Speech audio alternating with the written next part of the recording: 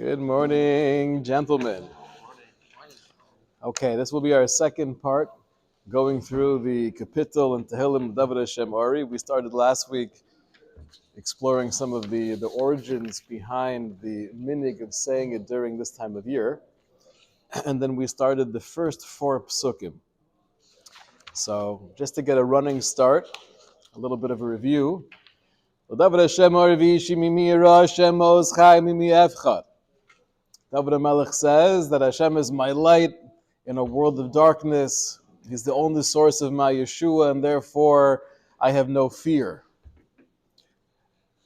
When enemies come upon me, and the Malbim points out, could be referred to two types of enemies. One, Mereim le'echol es besari, those who are trying to devour me because they're taking something from me. They have an interest in something that I possess. Or tsare v'oivayli, or even those who just hate me with this irrational hatred, and they want to destroy me. Heima koshlu v'nafalu, they will stumble and fall. If the enemy surrounds me, I will not be afraid. And im tokum alai milchama, and even if the war becomes intensified, bizosa ni boteach. And again, according to the Malbim, this is a reference to the very next pasuk. David HaMelech says, I have a feeling of reliance and security in you because acha shalti me'es Hashem, because the only thing I want out of life, my she'ela and my bakasha. She'ela is that which I'm actually asking for, and the bakasha is my ultimate goal. It's the same, which is shifti beis Hashem, kol yemechaya lachzos b'noam Hashem. I want to feel that relationship with you, the pleasantness, the neimus of our connection. And because that's my only desire in life, I'm living on a different plane of hashkacha, and therefore bezos ani botayach. Okay, so now today we start pasuk Hey. Ki itzbeneni besukkah b'yom ra, that he will hide me in his sukkah. Now, sukkah is generally a reference for the Beis HaMikdash, but broader than that, it's really the picture of the sheltering wings of HaKadosh Baruch Hu. B'yom ra, on a bad day, meaning that a day where there are those who intend ra against me. Yastireni b'seiser ahalo, he will hide me within the security of his tent, and b'tsur yerumimeni, on top of a mountain, he will uplift me. So meaning to say that I will feel this ongoing sense of protection based on my relationship with you. Pasuk Vav. V'ata yorim roshi al oivai savivosai. Now you have uplifted my head upon all of my enemies who are surrounding me. Ve'ezbecha b'ahalo zivche srua, and I will bring zivche srua in his tent. Thank you. I will offer karbanos that are accompanied with song, ashira va'azamra la Hashem, and I will sing to Hashem. Now, the two different lashonos, ashira va'azamra, we find this many times throughout Tehillim. What's the difference between a shira and a zemer? So there's a Malbim on the pasuk of ashira la Hashem b'chaya yazamra lokai ba'odi, where he explains that a shir is a song, and theoretically you could have a shira that has kedusha and it's channeled for ruchnius, and you could also have a shira that's more mundane. A zemer, though, always has the connotation of something, an expression of poetry of the soul directed towards Hashem. Right? So a zemer seems to be in a higher madrega. The language zemer, according to many of the svarim, one of the earlier sources is a Menorahs HaMaor. It comes from the same word as lo sizmur, not to prune. What's the connection between pruning and singing? So the Menorahs HaMaor explains and Rav Kook has a piece on this as well, much later on, that when you prune a tree, the goal is to get rid of some of the dry leaves, some of the chaff, in order that the moisture and the part of the tree that has the ability to grow will not be constricted and will be able to continue thriving. And that's the exact same objective as a zemer. When we sing to Hashem, the goal is mentally and emotionally to utilize that koach of shira and get rid of all of the noise and the clutter in our mind to be able to have this more pure expression of avoda. So David HaMelech says, I have such a sense of bitachon that I know you will protect me and I'll be able to sing shira and zmiros to you, Hashem. Pasuk Zayin. Now here's where we have, according to the Malbim, a little bit of a shift in this paragraph. Shema Hashem koli ekra v'chaneni v'aneni. Listen to my voice when I call out to you, Hashem. V'chaneni v'aneni. So chaneni always has the connotation of v'matnas chinam. I'm asking for Hashem to do something for me, not because I feel like I deserve it, but I'm relying on your chesed. Va'aneni is, and answer my tefillah, accept my prayer. So I want to read these three psukim together, and then we'll see the explanation of the Malbim. Shema Hashem koli ekra v'chaneni va'aneni l'cha amar libi. Now this is a very cryptic pasuk. The way the Malbim explains it is l'cha amar libi, because to you I've already spoken out in my heart. I've already shared with you my inner intent. Bakshu fanai espanecha Hashem avakesh. What is my innermost desire?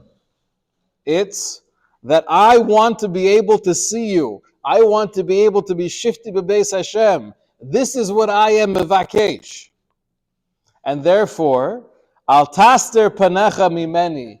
Don't hide your face from me. Al tat ba'af avdecha ez rossi ha'isa. Al tat ba'af avdecha. Don't turn away with the sense of anger. Now, whenever we refer to the anger of the Borei Olam, the general idea is not that we're describing emotions of Hashem, but rather we're saying we don't want to feel as if there's this disconnect. We don't want to feel that there's wrath.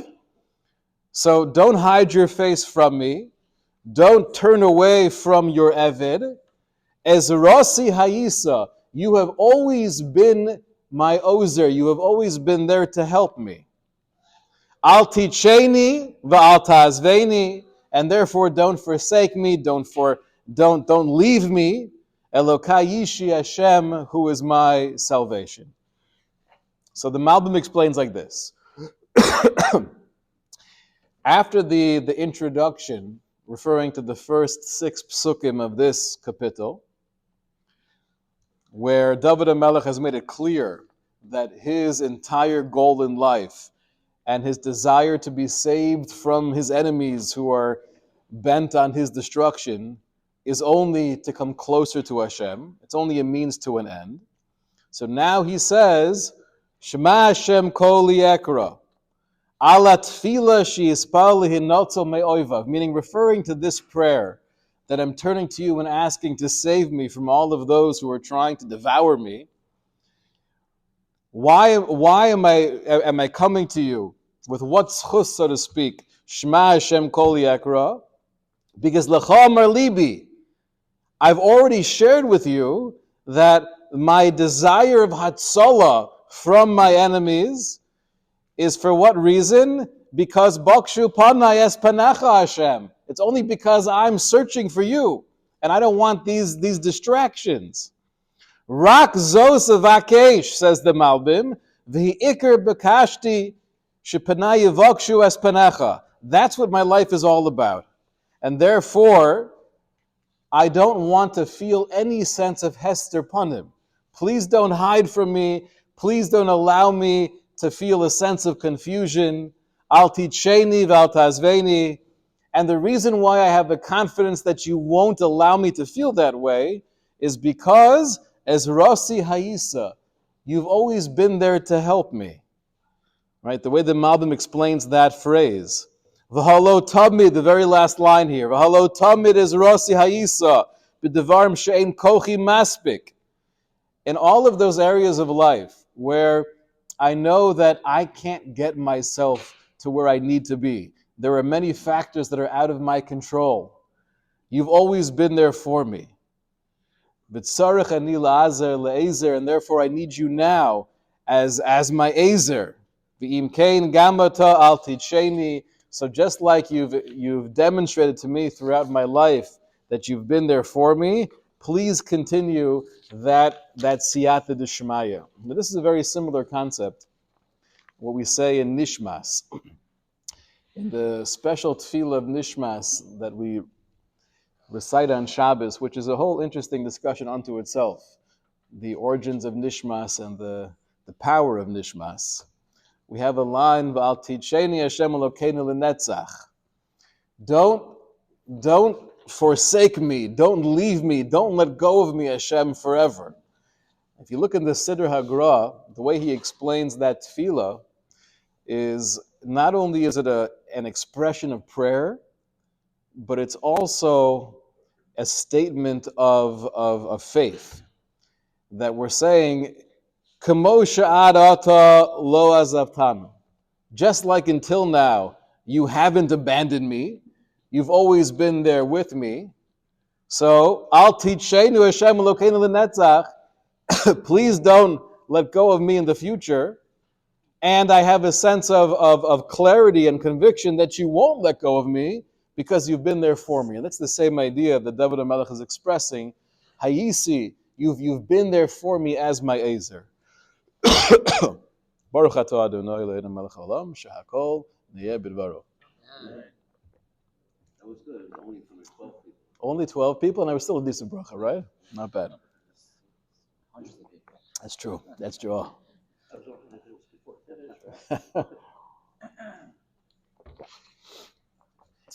What I find so moving about this kapitel is that according to the Malbim, the whole theme here is reinforcing the fact that David HaMelech is saying to Hashem, everything else is just a game, everything else is just a distraction.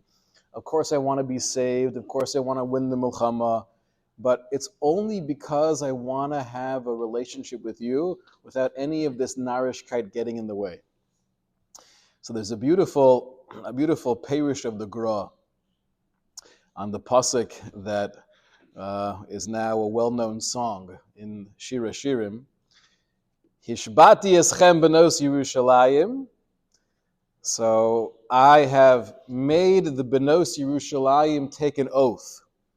Im timtzu es dodi. What are they promising to me? They're promising that if they find my beloved, mata gidulo, what am I making sure that they're going to tell my beloved? Shecholas avani. The message they're going to send on my behalf is that I am sick in love with you. So explains the Gra. Hishpati eschem benos Yerushalayim means that Klal Yisrael, we're turning to the Melachim. They're the benos Yerushalayim, and we're making the angels take an oath that when you encounter Hashem, ma tagidu lo, what message do I, Klal Yisrael, want to make sure you share with the Kadosh Baruch Hu?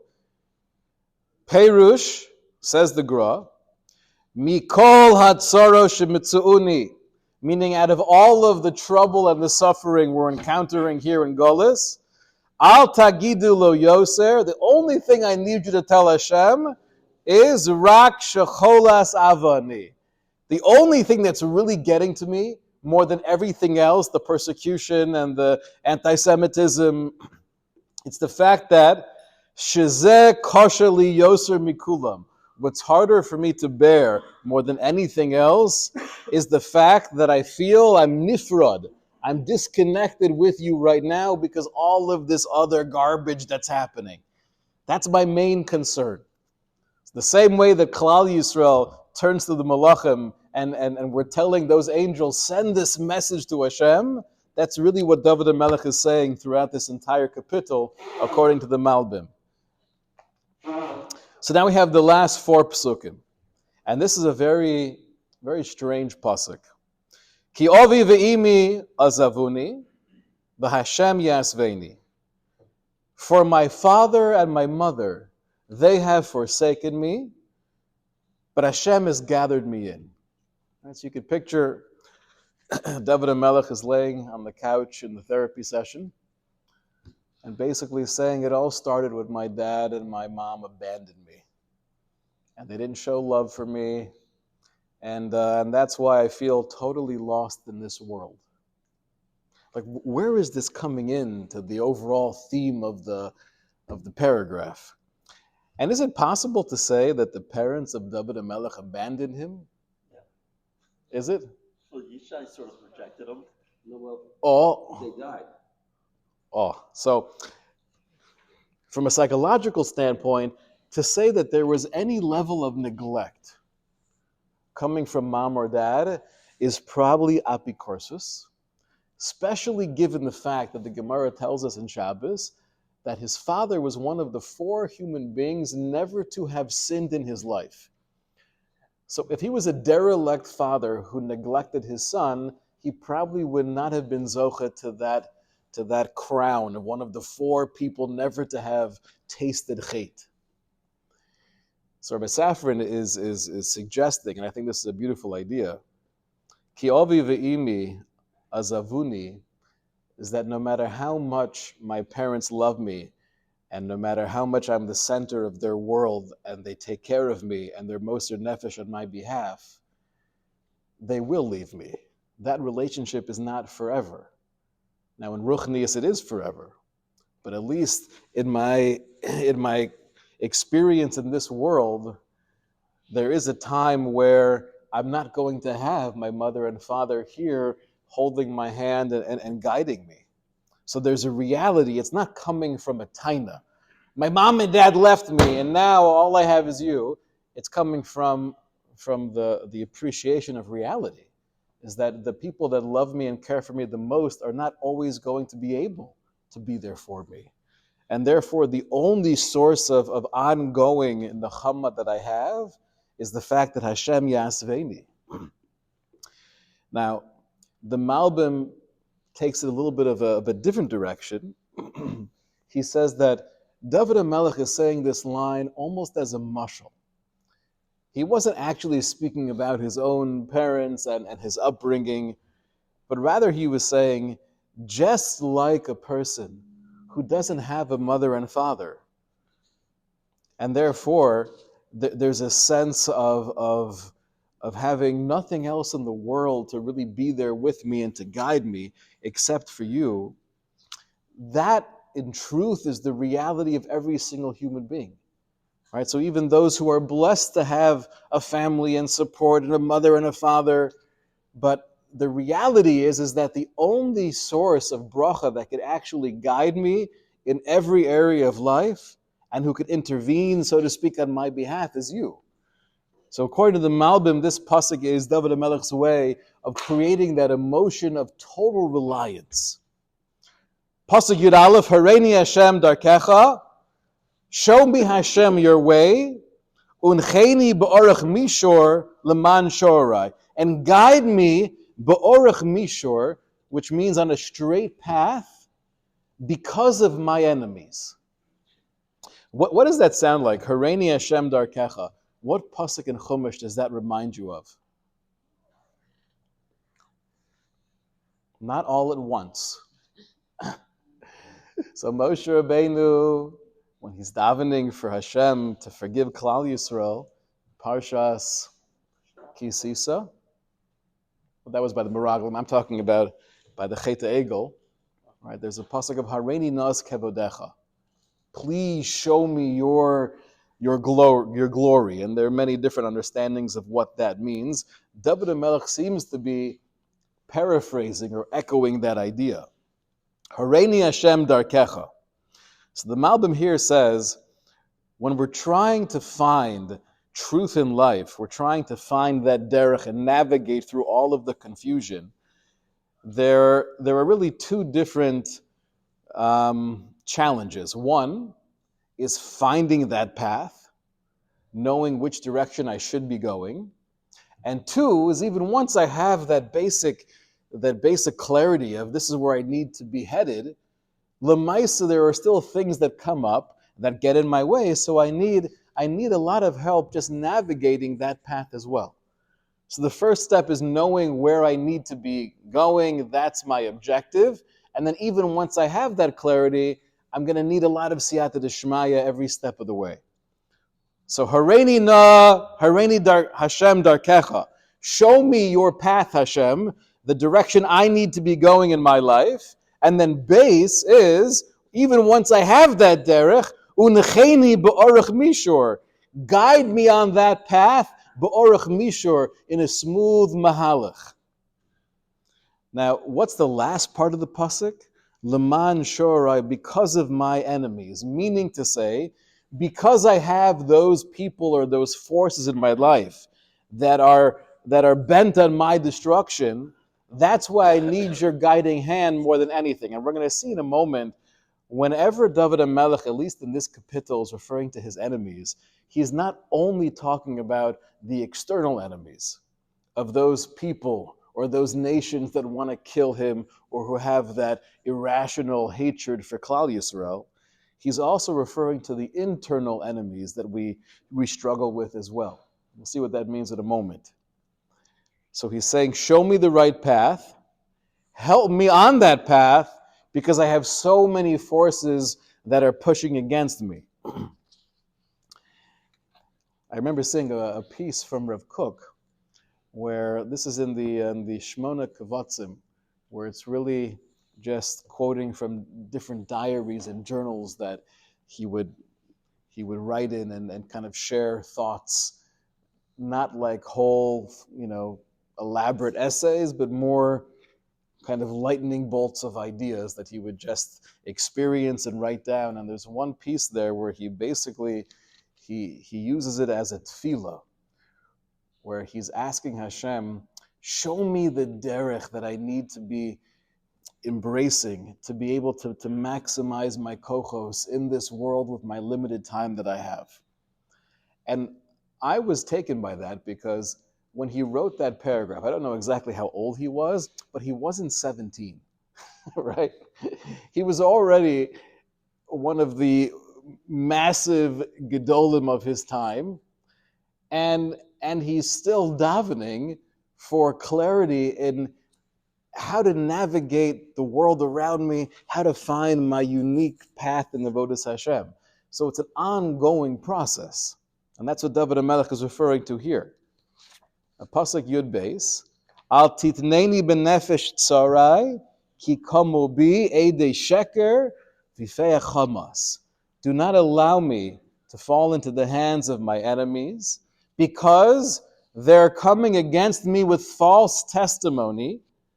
And what is that word? V'feach, like v'yipach, right? They're sharing, they're spewing chamas. Chamas is violence. Let's read one more pasuk and we'll see how the Malbim puts these two ideas together. Lule hemanti liros betuv Hashem be'eretz chayim. The one place in the capital where I forgot to change the Shem Hashem. Now they all require mamish geniza. I tried. There are 13 mentions of Shem Hashem. I got 12 out of 13. It's not bad. Okay. If not for my emunah and my belief to see the goodness of Hashem be'eretz chayim, in the land of life, I would not have been sustained. Okay, so let's put these two ideas together. Don't allow me to fall into the hands of my enemies. What are they doing? They're sharing sheker, and they're promoting violence. This is probably something we could relate to as the Jewish people living in our present times. The idea of incredible there's an abundance of sheker, right? That's promoting violence against Klal Yisrael. And we turn to Hashem and we say, don't allow that to have an impact on us. Protect us from all of that incredible sheker out there. How do we keep on surviving and thriving even amidst that sheker? It's only because we have that emunah that we're going to see the goodness of God be'eretz chaim, in the land of life. So be'eretz chaim can be a reference to Eretz Yisrael. And the Malbim says that according to Chazal, quoting the Gemara in Brachos, be'eretz chaim is referring to nitzchias, right? To eternity, to the life that's beyond this world. And according to Chazal, the Malbim says, Ki komu bi eidei sheker. Those eidei sheker, not just referring to the BBC and CNN, but the eidei sheker hainu hadeos hachitzonius shonoldu belibo. David HaMelech is also referring to all of the foreign ideas that develop within one's mind and heart. Al yedei shirot tzaddik oved b'tzidko. Oftentimes based on seeing good people suffer, right? The most agonizing philosophical question of all time is tzaddik v'ralo. So experiencing the suffering of good, genuine, kind people, that's eidei sheker, because that creates within my head and my whole perspective on life and God and Yashrus feelings that could lead me in a very warped direction. Don't allow those feelings to fog my clarity. How is it possible to hold on to truth? Rak al yedei ha'amuna ba'olam haba yisbatlu kol tainus ela. It's only through holding on to that amuna that this world is literally a blink of an eye. And the reality of life is so much beyond and above the few years that we're in Olam Hazeh. And therefore, it's a whole different context. It's lule hemanti. Without that amuna and seeing the broader picture, I would be lost to all of that sheker that I'm experiencing. And then the last pasuk is Kaveh el Hashem chazek v'yametz libecha v'kaveh el Hashem. What's the translation of kaveh? We have brewed, we have instant, decaf, regular. Kaveh is literally hope. Hope to Hashem, chazek v'yametz libecha, and then He will strengthen your heart, v'kaveh el Hashem, and hope to Hashem. So the Gemara in Brachos quotes this pasuk as a raya that we have to keep on davening. And even if we feel dejected and have a sense of HaKadosh Baruch Hu is not listening and my tefillos are not answered, Kaveh el Hashem, hope to Hashem in the form of tefillah, and even if I'm not getting the answer that I'm striving for, chazek v'yametz libecha, you have to have that strength to keep on davening v'kaveh el Hashem. That's what the Gemara in Brachos says. Now the Malbim really elaborates on this idea, and he says that the whole notion of hope is something that can be encouraging, but it could also be extremely disappointing. If you have expectations and then they never come to reality, that could be devastating. So the Malbim says, "Shahatikva lezuloso halo tocheles memushacha machle lev." When I have hope to another human being, that could oftentimes bring to a sense of despondence.